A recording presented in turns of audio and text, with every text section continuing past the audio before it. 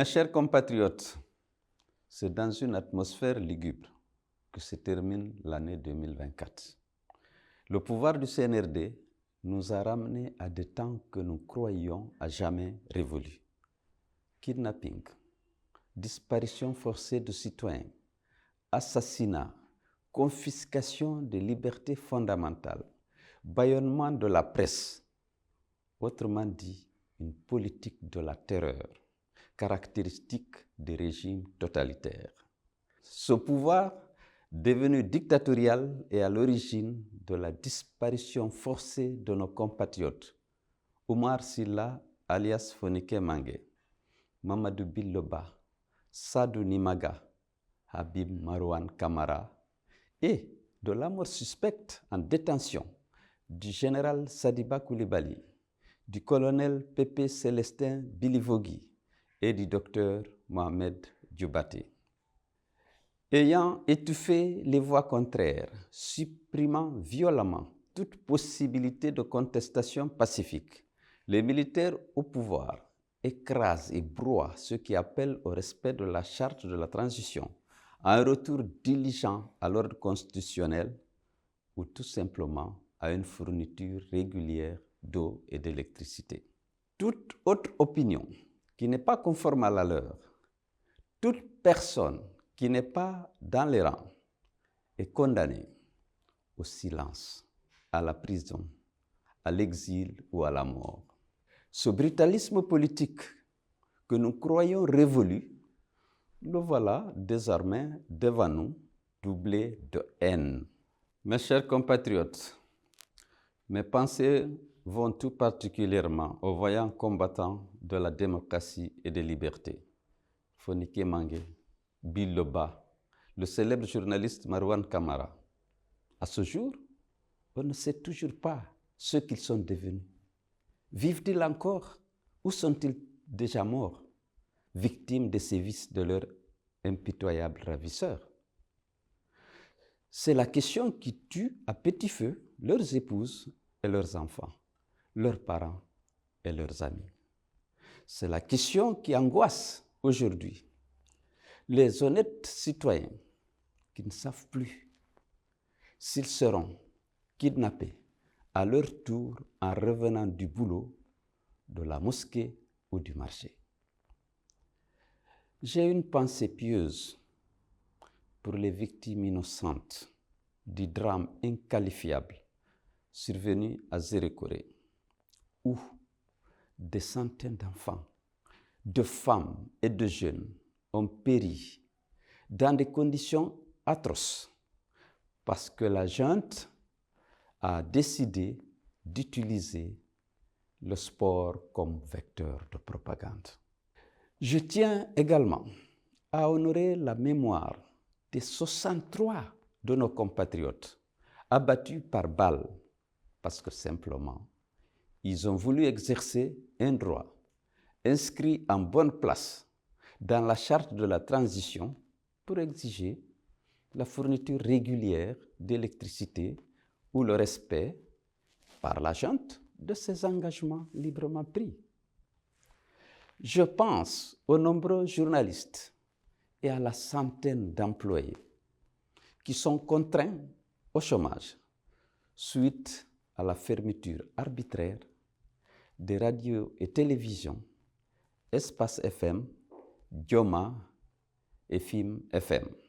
J'exprime mon soutien et ma totale solidarité à Aliou Ba, président du Modèle, dernière victime de la folie liberticide de la junte, et exige sa libération immédiate et sans condition.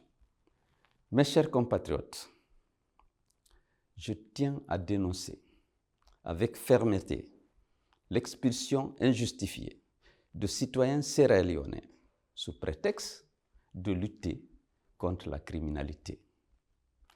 Les citoyens de la République sœur de Sierra Leone sont chez eux en Guinée, tout comme nos compatriotes se sentent chez eux en Sierra Leone. Ce type de mesures discriminatoires et propagandistes ne vise qu'à créer des tensions inutiles pour détourner l'attention des Guinéens des vrais problèmes auxquels le pays est confronté. Mes chers compatriotes, je le dis clairement, la situation d'insécurité qui prévaut en Guinée aujourd'hui, notamment en ce qui concerne les personnalités civiles et militaires, est le résultat direct des dérives autoritaires de la junte et non comme on voudrait nous le faire croire, le fait des filous de quartier ou des bandits de grand chemin.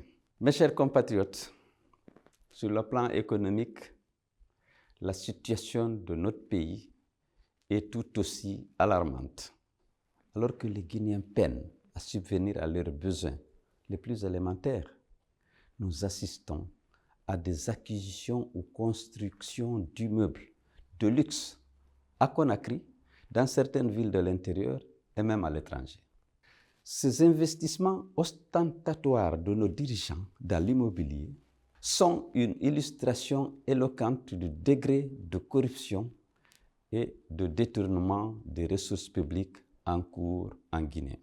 La junte, au lieu de se concentrer sur ses prérogatives de transition, s'emploie à engager l'avenir de tout un pays dans des contrats opaques, dont le seul but est l'accumulation de richesses par l'élite dirigeante.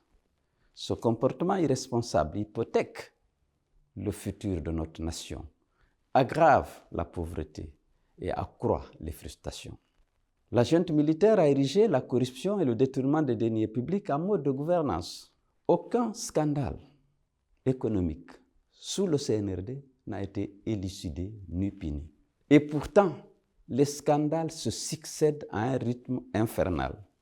Les derniers en date font état de 700 milliards de francs guinéens évaporés à la Direction générale des douanes et 1000 milliards de francs guinéens à la Direction générale des impôts. On parle aussi de 4 à 6 tonnes d'or disparus entre les caveaux de la Banque centrale et Dubaï dans l'opacité totale. Des cargaisons de drogue dure, notamment de cocaïne, sont régulièrement saisies de part et d'autre des frontières nationales en provenance ou à destination de la Guinée. Tout le monde sait que ces dernières années, les exportations minières ont explosé et ont généré beaucoup d'argent. Mais nul n'ignore que cet argent n'a nullement servi à améliorer le bien-être des populations.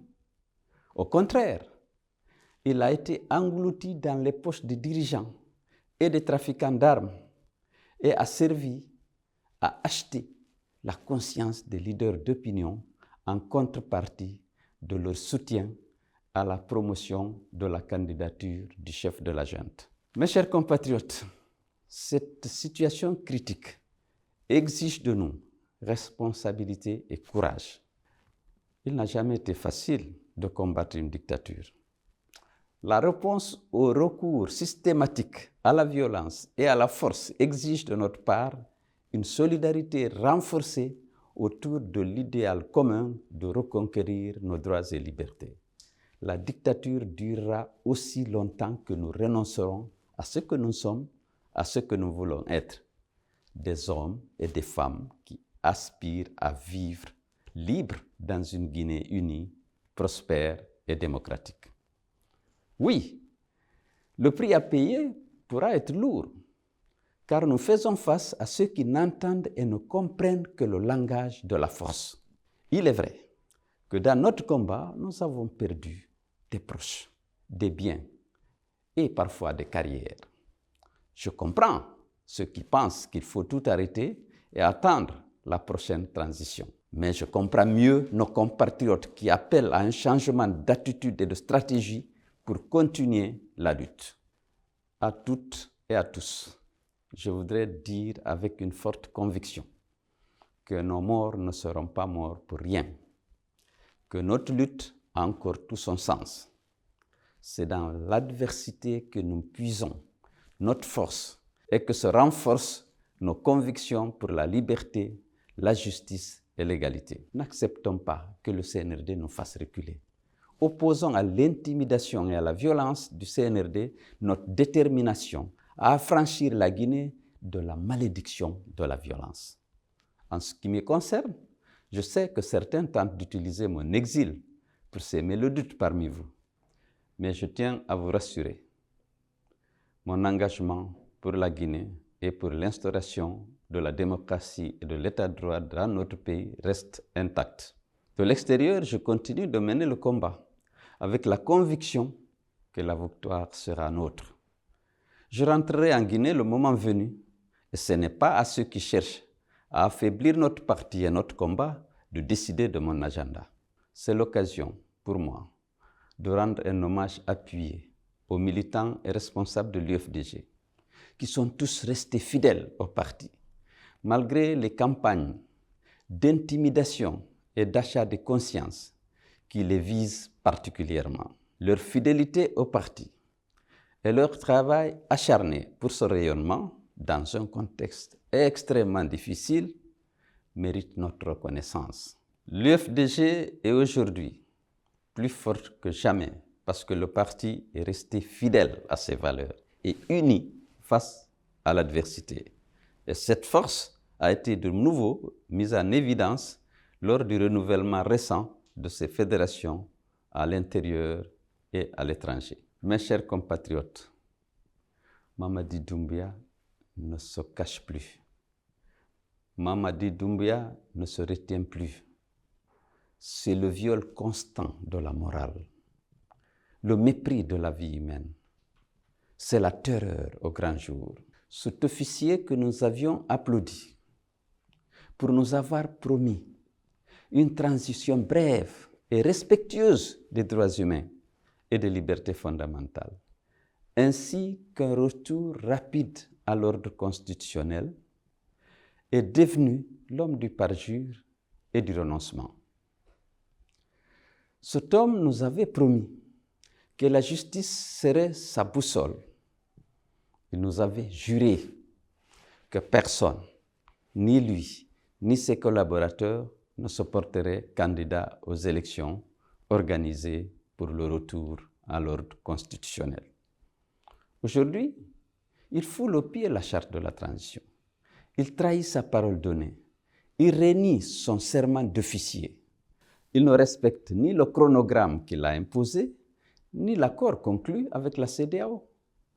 Il est clair aujourd'hui pour l'ensemble de Guinéens qu'il n'a qu'une seule idée en tête: conserver et consolider par la force et la ruse le pouvoir qu'il a pris par les armes.